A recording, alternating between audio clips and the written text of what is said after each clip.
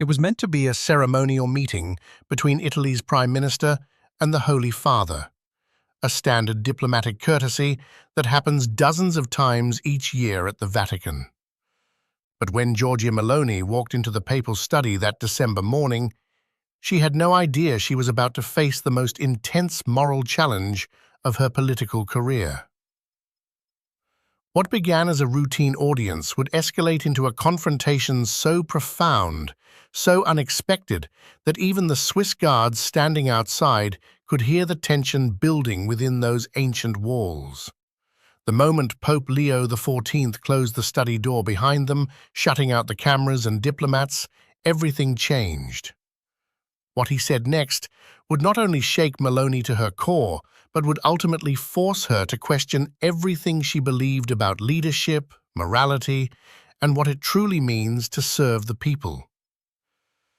Before we dive into this extraordinary encounter, let us know in the comments where you're watching from, and don't forget to subscribe for more untold stories from behind the world's most powerful doors. The Apostolic Palace was unusually quiet that morning. December snow dusted the cobblestones of St. Peter's Square, and the usual throngs of tourists had thinned to small clusters of the faithful seeking solace in the approaching Christmas season. Inside the papal apartments, every detail had been meticulously arranged for the Prime Minister's visit. Giorgia Meloni arrived precisely on time, as was her custom. At the height of her political power, she commanded respect across Europe as Italy's first female prime minister and the leader of the continent's most right-wing government since World War II. Her immigration policies had made headlines worldwide. The naval blockades, the detention camps in Albania, the controversial deals with North African governments to stem the flow of migrants across the Mediterranean. She entered the Vatican with confidence, flanked by her foreign minister and a small diplomatic entourage. This was supposed to be a routine courtesy call, the kind of meeting that produces pleasant photos and diplomatic pleasantries. Her staff had briefed her to expect discussions about Christmas celebrations, maybe some gentle conversation about charitable works. They were wrong. Meloni had every reason to feel secure. Her approval ratings in Italy remained strong, her coalition government was stable, and her tough stance on immigration had earned praise from conservative leaders across Europe. Just weeks earlier, she had been celebrated at a European Union summit for successfully reducing unauthorized Mediterranean crossings by nearly 60%. Her political philosophy was clear and consistent. Italy had the right, indeed the duty, to control its borders, to protect its citizens first, and to ensure that immigration occurred through legal channels. She viewed herself as a pragmatist, someone willing to make the hard decisions that As she walked through the Renaissance corridors of the Apostolic Palace, past priceless frescoes and centuries of papal history, Meloni felt she was meeting the Pope as an equal, two leaders, each responsible for their respective domains, each doing what they believed was necessary for their people. She had prepared talking points about Italy's commitment to legal immigration pathways, about the billions of euros spent on integration programs, about the need for European burden sharing. She expected a diplomatic dance, perhaps some gentle papal encouragement for more charitable policies, followed by the traditional exchange of gifts and photo opportunities. She had no idea what was waiting for her. Pope Leo XIV had spent the early morning hours in prayer, as was his custom before difficult conversations. But this wasn't just papal routine. This was preparation for what he knew would be one of the most challenging encounters of his papacy. Unlike the diplomatic meetings his staff typically arranged, the Pope had specifically requested that this audience be private, with no aides, no translators, no witnesses except for the two of them. When his secretary had questioned this unusual arrangement, Pope Leo had simply said, "Some conversations require complete honesty, Complete honesty requires complete privacy.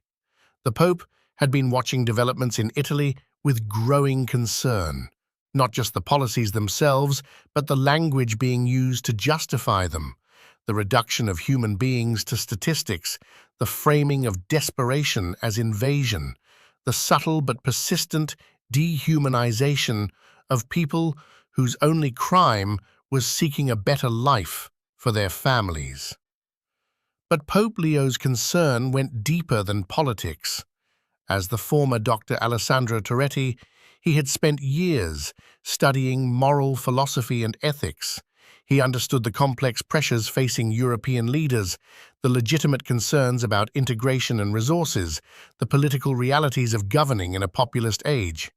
What troubled him wasn't Meloni's political calculations, it was what he perceived as the gradual erosion of her moral compass, the slow process by which a leader's soul could be compromised by the demands of power.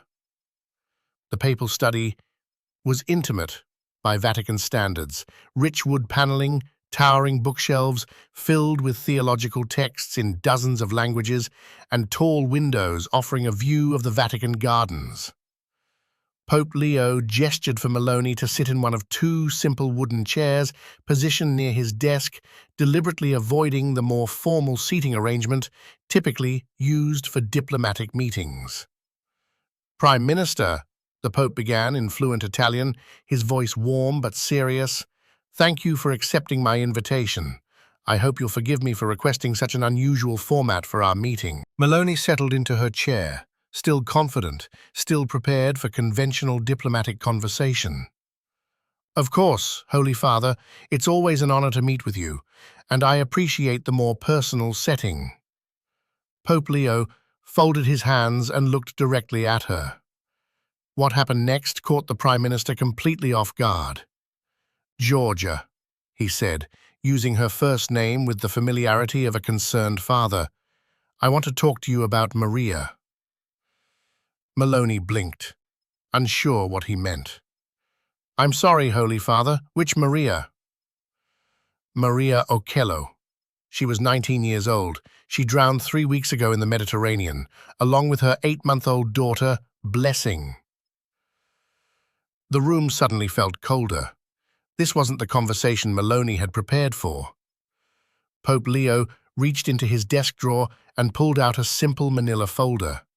He opened it carefully, revealing a photograph, a young woman holding a baby, both smiling at the camera.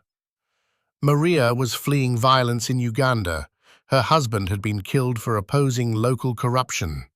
She sold everything she owned to pay for passage to Europe, believing that if she could just reach Italy, she could build a safe life for her daughter. Meloni shifted uncomfortably. "Holy Father, I understand these individual stories are tragic, but as Prime Minister, I have to consider the broader implications." "Please," Pope Leo interrupted gently but firmly, "let me finish." The Pope turned the photograph so Meloni could see it clearly. "Maria's boat was intercepted by your naval vessels 12 nautical miles from the Italian coast. According to maritime law, they were in international waters, so the boat was turned back to Libya under your new protocols." Meloni's jaw tightened. She knew where this was going and she didn't like it. The Libyan Coast Guard vessel that took them back was overcrowded and poorly maintained. It capsized 6 hours later. Maria held her daughter above the water for as long as she could. Witnesses say she was still trying to keep Blessing alive when they both went under. The silence in the room was deafening. Pope Leo closed the folder but kept his eyes on Meloni. "I want you to tell me, Prime Minister, was Maria's death necessary for Italy's security? Was baby Blessing a threat to your nation's sovereignty?" Meloni felt heat rising in her cheeks, but her political instincts kicked in. She had faced hostile interviews, parliamentary challenges, protests in the streets. She knew how to defend her policies. "Holy Father, with respect, you're asking me to make policy based on individual tragedies rather than broader realities. If we allowed every boat to land, if we abandoned all border controls, thousands more would die attempting the crossing. Our policies have actually saved lives by discouraging dangerous journeys. Her voice grew stronger, more confident. Italy cannot be Europe's refugee camp. We have limited resources, high unemployment, social tensions. My responsibility is to the Italian people who elected me. I cannot sacrifice their welfare for unlimited immigration. Pope Leo listened patiently, his expression unchanging. When she finished, he nodded slowly. Those are all reasonable arguments, Prime Minister. Very logical, very practical. He paused. Now let me ask you a different question. When you were a child, what did you want to be when you grew up? The unexpected shift caught Meloni off balance. I wanted to be a journalist, actually. I wanted to tell important stories, to make a difference. To make a difference, Pope Leo repeated, and now you lead a nation of 60 million people. You have power that most humans can only dream of. So tell me, what difference are you making? Meloni straightened in her chair, her political confidence returning. I'm making Italy stronger, more secure. We've reduced illegal immigration, strengthened our economy, restored pride in Italian identity. I'm giving my people back control of their own country. Pope Leo stood up slowly and walked to one of the tall windows overlooking the Vatican gardens. Snow continued to fall gently outside. Giorgia, may I tell you what I see when I look at your policies? I see a brilliant woman who has convinced herself that cruelty is pragmatism, that hardness is strength, that turning away from suffering is leadership. Meloni's face flushed. Holy Father, I resent the implication that I'm not finished, Pope Leo said, turning back to face her. His voice remained calm, but there was steel beneath it now. You speak of protecting Italian identity, but what is that identity? Is it the Italy of the Renaissance, which welcomed scholars and artists from across the known world? Is it the Italy of the Risorgimento, which fought for human dignity and freedom?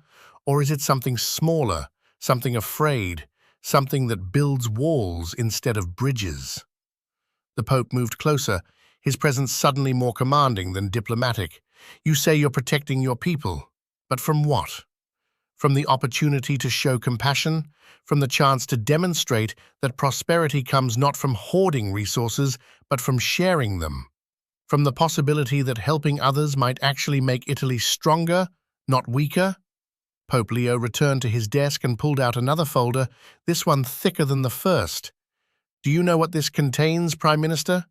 Letters, hundreds of them, from Italian families who have tried to sponsor refugees, to provide homes and jobs and hope.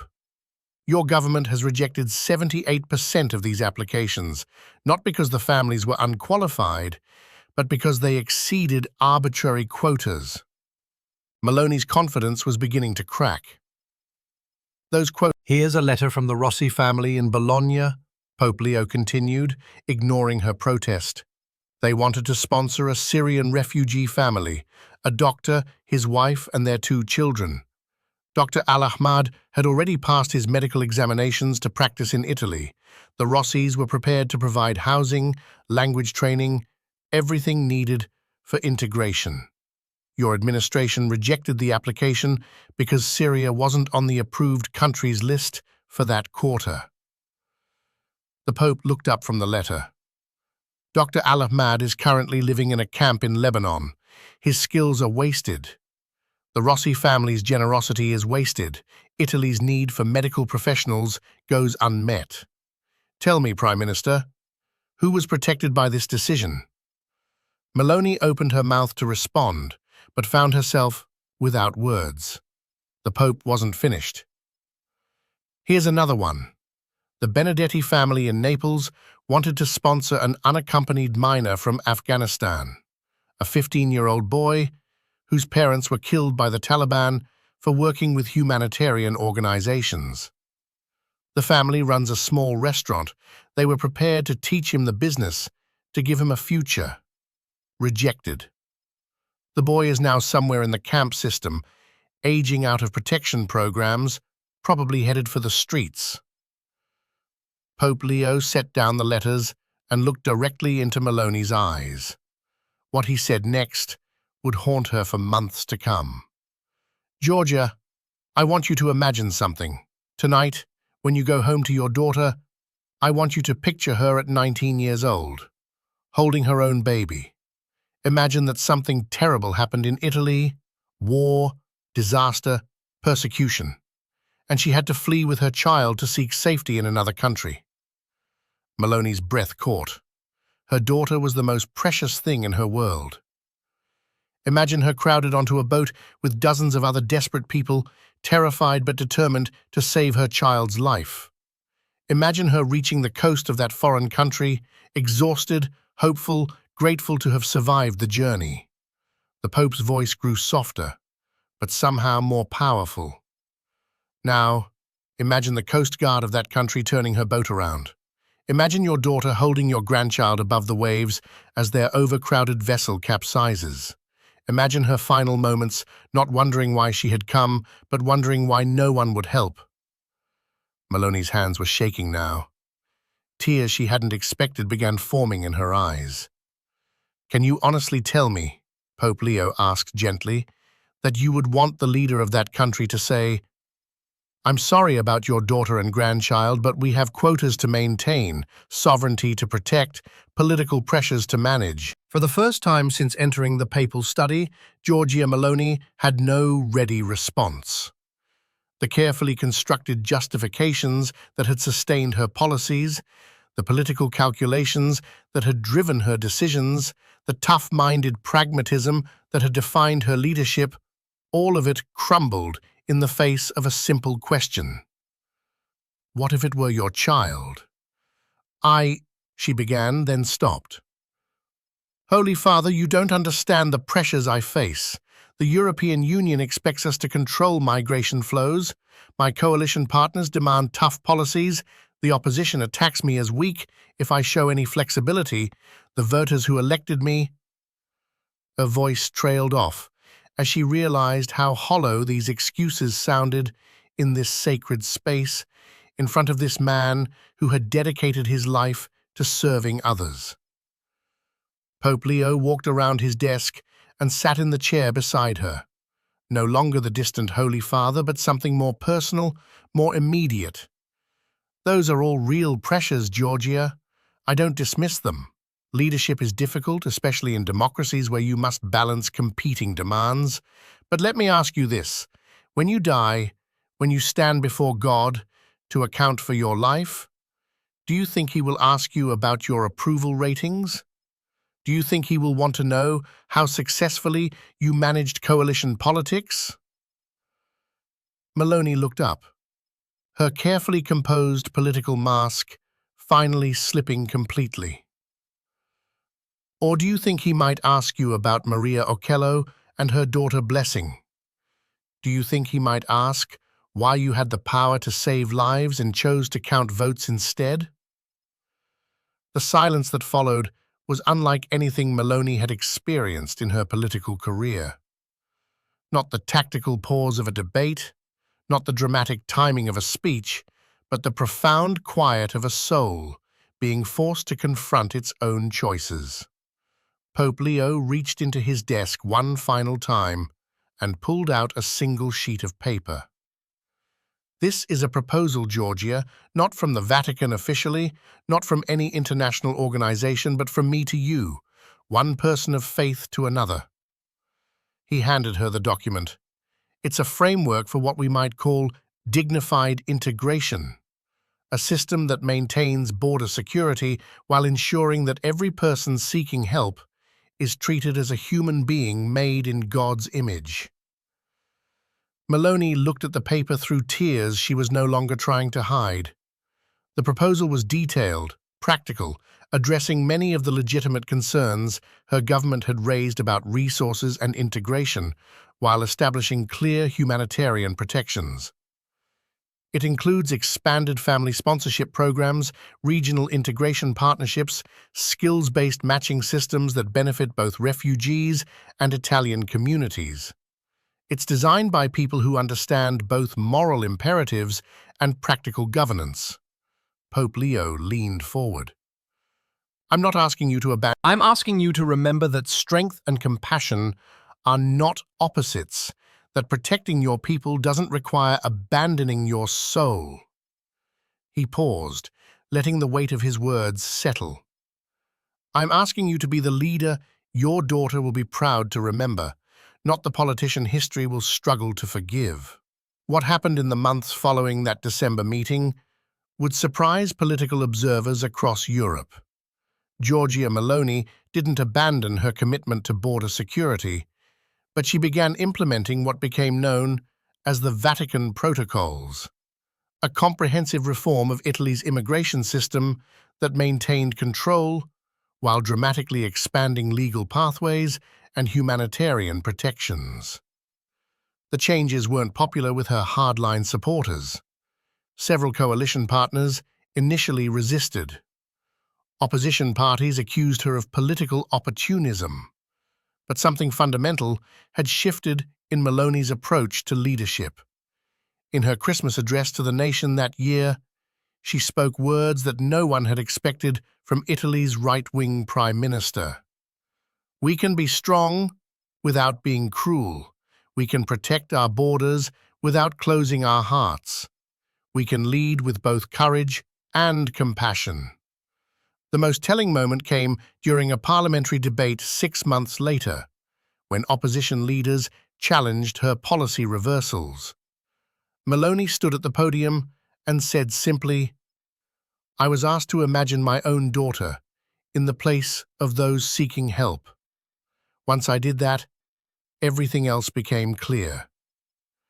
Italy's new immigration framework became a model studied across Europe. Unauthorized crossings continued to decline, but deaths in the Mediterranean dropped even more dramatically. Integration programs showed measurably better outcomes. Most surprisingly, public support for immigration reform increased as Italians saw their country leading with both strength and humanity. The conversation between Pope Leo XIV and Giorgia Meloni reminds us that true leadership isn't about managing political pressures. It's about making decisions you can defend, not just to voters, but to your own conscience, to your children, and ultimately, to history itself. If this story of moral courage and political transformation moved you, smash that subscribe button and hit the notification bell.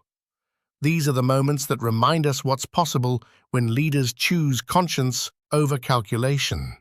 Like this video if you believe more politicians need to hear challenges like this, and drop a comment telling us about a time when someone's moral challenge changed your perspective on an important issue.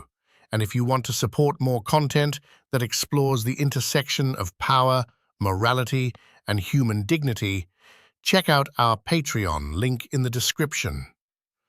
Your support helps us bring you the untold stories of how individual courage can change the world. Remember,